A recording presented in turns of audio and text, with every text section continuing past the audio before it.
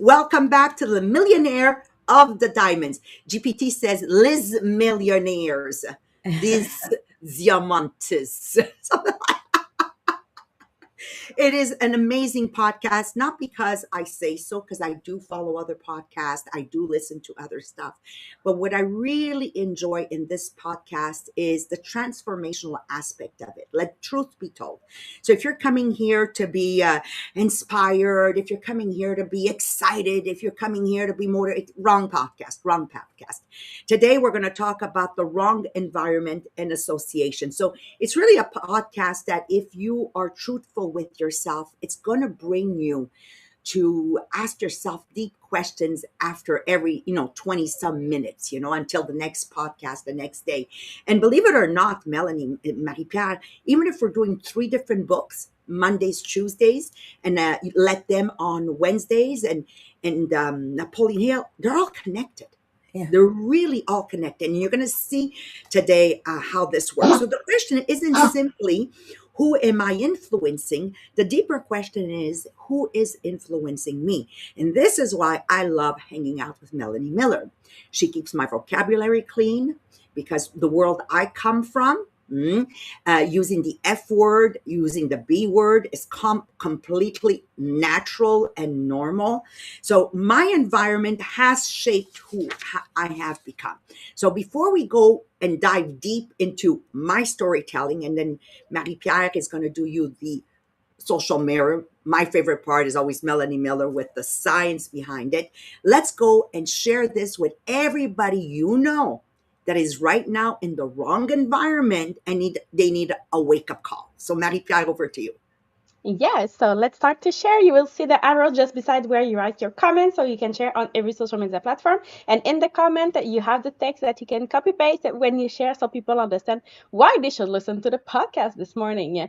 And of course, if you have someone in mind that really needs to hear this podcast, send it directly by messenger, send it by text message. So when you click on the arrow to share on every social media platform, you can also share it by messenger text message. So those one-on-one is the best way to make sure that they will listen. Then we have our contest, Les Millionnaires des Diamants. So first, when you go on our Facebook group, Les Millionnaires des Diamants Inspirational Group, every time you post, every time you react, every time you comment on the group, you gain points during the month. Maria chose the best place to check her glasses. Here. I'm so oblivious to what's around me. Like I'm in my bubble and it's like, oh yeah, she's talking. Okay. She's too used on Zoom. It's only the person that is talking that we see. Okay. So again, the top 10 contributor of the group at the end of the month will get a voucher to go shop on the boutique Les Millionnaires des Diamants. So next week we're gonna announce our winner for the month of July, but you still have the time today to be in the top 10. And then we have a draw every month. So to be in the draw, there's 2 ways. First with the boutique, and the second way with the books Les Millionnaires des Diamants. So you go on the boutique, you order something, take a picture, you receive your order, take a picture, and post on social media, tag Les Millionnaires des Diamants, and same thing with the books. You receive one of the book, you take a picture, you're reading one of the book, you take a picture, you're doing one of the quiz book, you take a picture, so you can have a new picture every day that you post on social media, and you tag Les Millionnaires des Diamants to be in the draw at the end of the month. And last thing, if you don't already have your ticket for the next conference, it's time to go and click on the link so you can be with us for the next conference. It's a virtual conference. That means that you can join us from all around the world, so there's no excuses. Make sure that you click and you get your ticket. And for those that want to be in person, there's still some places. So make sure that you send me a message when you get your ticket so I can add you to the list of the person that will be on in person at the studio during the conference. Voilà. Thank you so much. And Marie-Pierre, I was thinking, you sharing this podcast today, you're going to help somebody get one step closer to their dream life. Environment is everything. We rise and fall to our environment. For real. Okay, so let's dive in. Wrong environment and association. We need to choose who shapes us. Okay, have you ever wondered why some people completely transform their lives only to slowly drift back to the very habits they worked so hard to escape? Now, I want you to think for a second. Same thing with me. I've been working 43 years, maybe even more if I take at the time before I started to be an entrepreneur. After all these years, I've watched it happen over and over and over again. And here's what I've learned, my friends. Your childhood environment, you can't run away from that. I agree.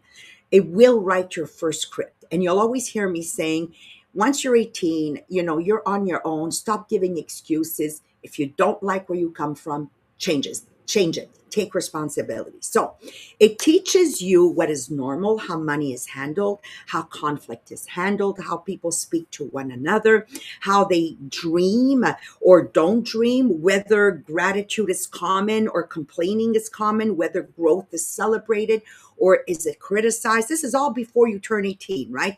The important part of this is this. No one of us chooses our first environment.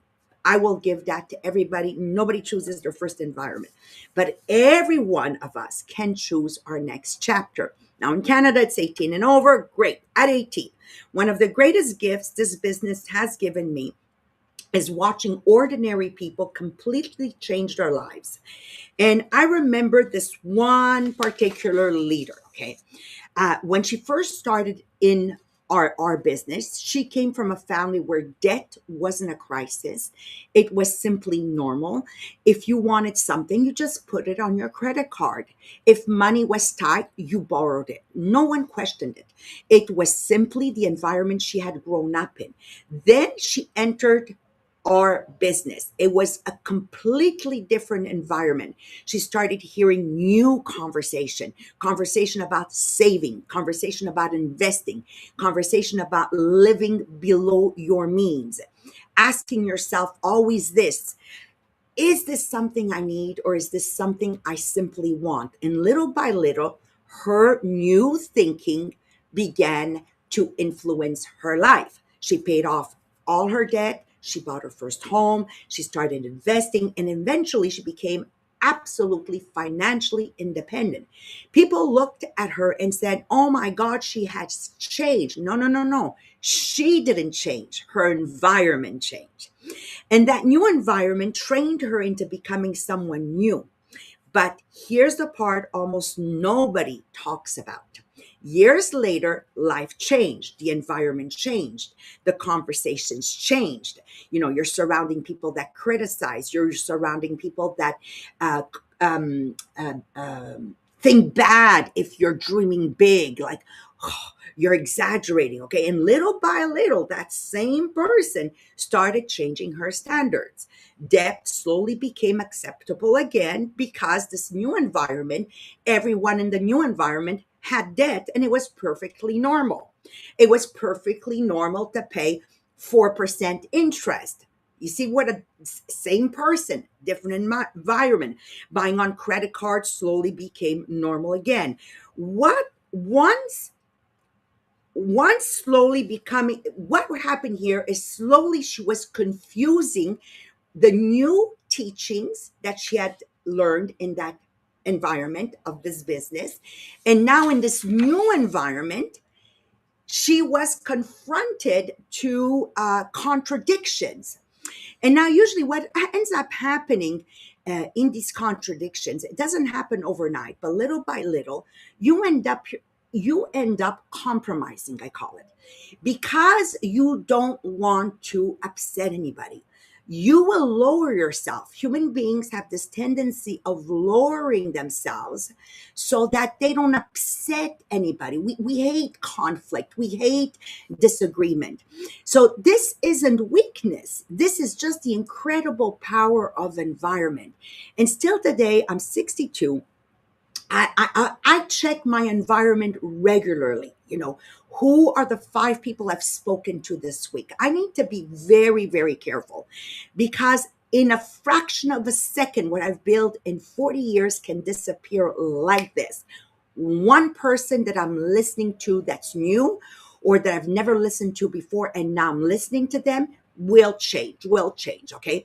So I've seen it happen in finance. I've seen it happen with marriage. I'm perfectly happily married, but now all of a sudden I have this new conversation of somebody that has always been close to me, but they're not getting along anymore, and I'm listening to this, and it's a one-sided conversation, like I only have her side.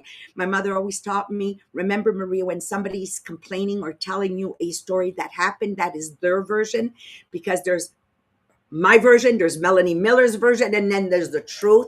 And slowly, slowly, she can influence the way I see my Mohammed. You see, so it's very, very important, because this is not just a question of attitude, etc., etc. It's environment. So imagine you grow up believing swearing is completely unacceptable, and then you spend years around people who swear constantly. At first, it will shock you. And this is what I love about Melanie Miller. She will never accept anybody swearing. I remember I swore once. My Montreal North Italian came out, and she goes, "I don't like that, Maria." And this is why I love hanging around with her, right? This is why years ago, so many families went to church every Sunday. Was it religion? Absolutely not. But what it did, it kept you in an environment that was aligned with values, moral values, principles, etiquette. I mean, this is what it did. So today we don't have church anymore. We've dismantled it, and people aren't in an environment where it's constructive like I'm in. And what has become their new guideline? This scrolling. And remember, the algorithms will give us more of what we clicked on, right? So this is we're in such a dangerous point right now in this world, because the influence these phones have, television has, YouTube has, is unbelievable. It's unbelievable. So the key here is to stay close to the fire of personal growth, to stay close to the fire of great mentors. It's to stay close to the fire of positive friendship, to stay close to the fire of normalizing reading books. Danielle is in this home, whatever. They don't even have a library.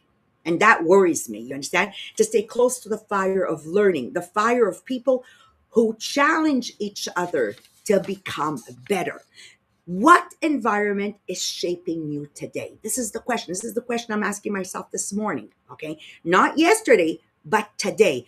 Who today have I allowed to drop words into my brain? And remember, this is our worst enemy right now. So stay close to the fire that will forge the person you want to become. So now the science behind here, we're going to go to Melanie Miller so we can better understand. Thank you very much, Maria. So there is not one person in the world who experienced exactly the same childhood as you. Someone may have grown up in the same street, attended the same school, even sat next to you in the classroom.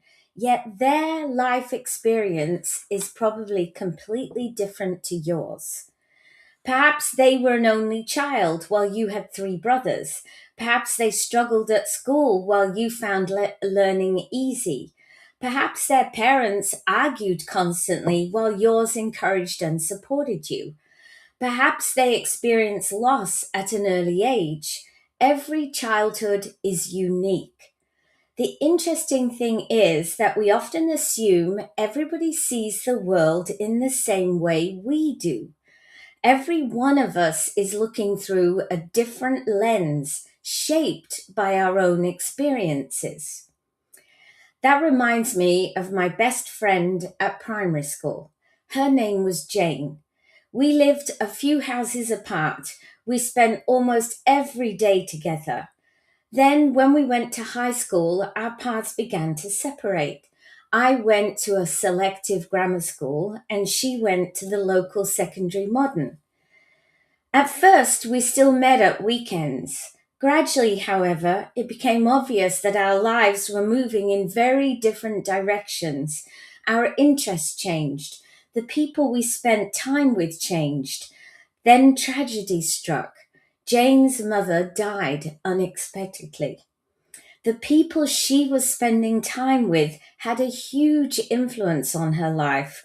By the age of 17, she was pregnant and had also found herself in trouble with the police. Eventually, we lost contact completely.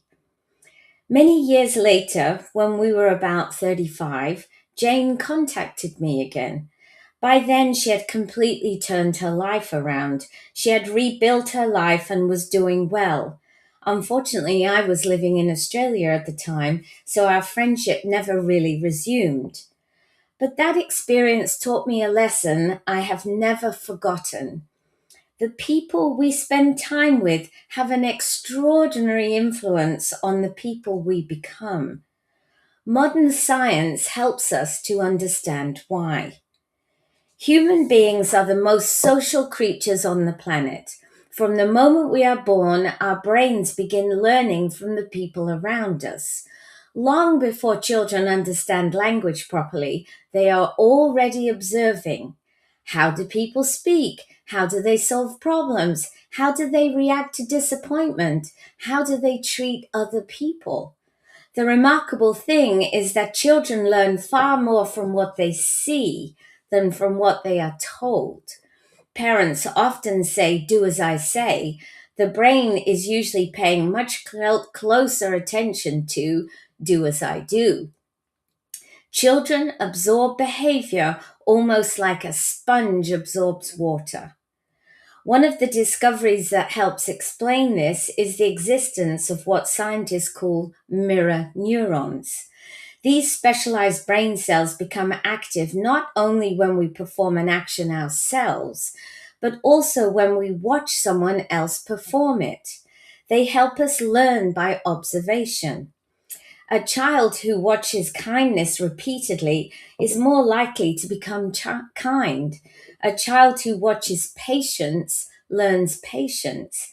A child who grows up surrounded by constant anger or criticism may unconsciously begin to copy those same behaviors. Mirror neurons do not decide our future.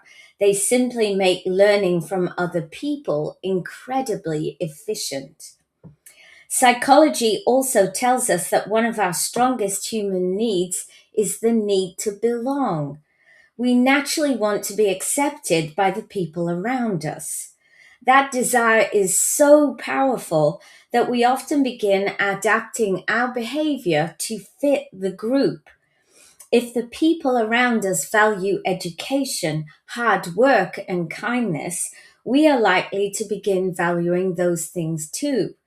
If the people around us complain constantly, avoid responsibility, or make poor decisions, we may gradually begin adopting those habits without even realizing it. The famous motivational speaker Jim Rohn once said, "You are the average of the 5 people you spend the most time with." Although that isn't a scientific statement, modern psychology certainly supports the principle behind it.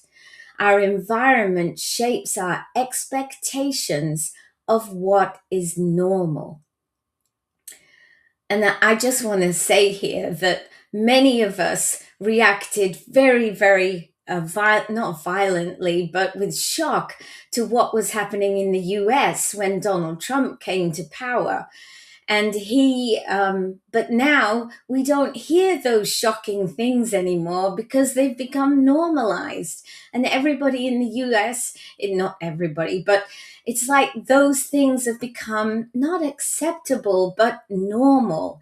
And to me, that's a huge indication, as Maria says, of social media and what those influences have on us. Neuroscience has also shown that childhood experiences help build the brain's wiring. Positive childhood experiences strengthen pathways associated with confidence, curiosity, and emotional security. Difficult experiences may strengthen pathways associated with anxiety, fear, or mistrust. Fortunately, that is not the end of the story.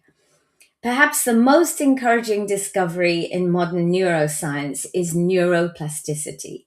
Our brains continue changing throughout our lives. New experiences create new neural pathways. New friendships influence new ways of thinking. New habits change old patterns. That is exactly what happened to Jane. Her early influences took her in one direction. Later in life, she found new influences, new experiences, and new choices. Gradually, she rebuilt her life.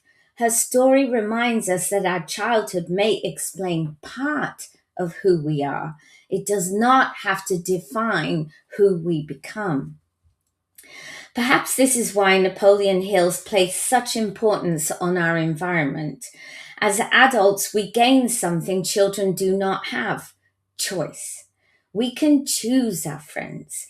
We can choose our mentors. We can choose the books we read, the podcasts we listen to, the conversations we have, the people who encourage us to grow. Every positive influence strengthens the direction we want our lives to take. Perhaps the greatest lesson is this: none of us had any choice about the environment into which we were born. Every one of us, however, has a choice about the environment we create for ourselves today, the people we spend time with, the ideas we allow into our minds, and the examples we choose to follow. With all influence, the person we become tomorrow. Perhaps that is why positive friendships are such a gift. They do more than make life enjoyable, they quietly shape our future. Perhaps Napoleon Hill understood something that neuroscience has since confirmed. Our environment is always influencing us. The important question is this: are the people around us helping us become the person we hope to be? And with that, I leave you in the hands of Marie Pierre, who is going to help us see whether we are the person we want to become. Okay, over to you, Marie Pierre. Thank you, Melanie. So, yes, let's continue with the quiz for today.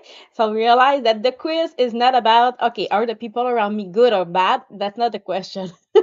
It's simple, but it's really to see what is being normalized in my life. Am I intentionally choosing an environment that will strengthen the person that I want to become?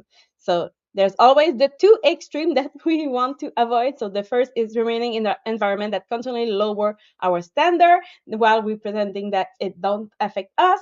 And the second extreme is cutting off everyone, isolating ourselves and believing that protection will mean that having no close relationship at all. So the healthy growth is not about judging or rejecting everyone, but it's about choosing proximity wisely. So it's about loving people without allowing everyone equal influence over our mind, habits, and our future. So let's start the quiz so you can answer A, B, or C for each question. So you want to choose the answer that most accurately describe you today, not in the future, but today. So don't answer according to what you know that is right, but really answer according to what you usually do. So let's start with question number one.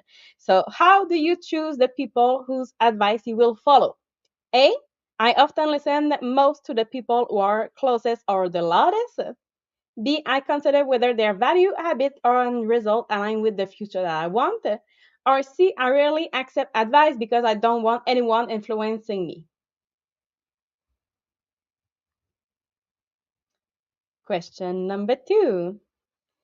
When you have a positive community that end, that maybe you move, or maybe you have a routine that end, for example, a conditioning program, what do? A, I don't usually replace it and I slowly lose momentum. B, I intentionally find another source of learning, accountability, or encouragement. And C, I decide I no longer need any structured support. Question number three. Which of those three sentences sounds most like you? A, I become similar to whoever I spend the most time with. B, I care about everyone, but I choose carefully who receive the greatest influence over me. Or C, the safest way to protect myself is not to let anyone get too close.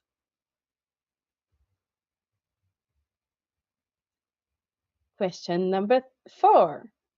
Someone you love consistently leave you feeling discouraged. So what do? A, I continue giving them unlimited access to my time and energy. B, evaluate the pattern, communicate honestly, and adjust the level of proximity if needed. Or C, cut them off without trying to understand the situation or establish a boundary. And number 5, how often do you intentionally choose what enter in your mind? So A, I mostly consume whatever appears around me. B, I regularly choose books, podcasts, conversation, and environment that will reinforce my values. Or C, I avoid most information because I'm afraid of being influenced incorrectly. So did you get mostly A's, mostly B's, or mostly C's? You can't see her, but Melanie is always laughing when it's the extreme. Okay, so if you have mostly A, you are the unconscious adapter. So you are highly responsive to the people and atmosphere around you. That's not necessarily a weakness. It probably means that you're really empathetic, flexible, and able to connect with many different kind of people. But because you adapt so easily, you may gradually adopt standard or behavior that you never consciously choose. So you may live an inspiring environment, feeling transformed, only to lose the momentum when you return to your surrounding that reinforce those old habits. So the next step is not blaming yourself for drifting, but it's becoming more intentional about what repeatedly surrounds you. So ask yourself, what is being normalized in my life right now? And remember that you can love someone without copying their habit. So you can respect someone without giving them that authority over your future. You don't need to abandon everyone around you, but you simply need to create enough positive reinforcement to protect the standard that you are building. Now, if you have mostly B's, you are the intentional environment builder. So you understand that personal growth will require ongoing reinforcement. So you don't assume that one book or one seminar or one conversation, one breakthrough will sustain you forever. You intentionally return to environment that elevate your thinking. So you remain open to people while choosing proximity wisely. So you understand that not everyone needs to be removed from your life, but not everyone should receive the same access to your dream, decision, and daily habits. So you build those boundaries without becoming judgmental. You seek those that support without becoming dependent, and you choose people who challenge you, encourage you, and hold you accountable. So continue asking yourself, is my current environment reinforcing the person that I want to become? Now, if you have mostly C, you are the protective isolator. So you recognize that people and environment can influence you.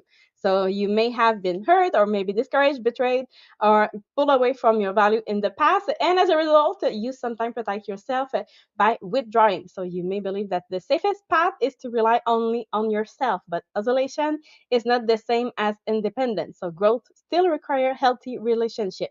You need a mentor, you need the truth, you need that encouragement. So you need people who will challenge your blind spot and remind you that you who we who we are when we forget it. So the next step is not to opening your life to everyone, but it's to learn to identify those trustworthy people and allowing them appropriate access. So those healthy boundaries say, I choose carefully who come close, but isolation is saying no one is allowed close. So you don't need that large circle, but you need the right fire. So I will end with a few questions to just reflect now. So just take a look at your life and say, okay, what habit or attitude or standard from my first environment, so from your childhood, that maybe still influence you today? And right now, what positive environment that help you become a better version of yourself? And now, are you still close to the fire, or are you changing your environment and you're starting to drift away from that environment? And now, who or maybe what community that you need to reconnect with, if or intentionally replace to reinforce the person that you want to become? So it's a few questions to close to make sure that you continue that reflection. So you want to protect what you have been building in you. So you want to protect the standard that you work hard to raise, to protect the person that you are still becoming, but you want to stay close to the fire that will forge you and keep choosing the fire that will shape who you are becoming next. So on that, we wish you a beautiful day, a beautiful weekend, and we'll see you next week.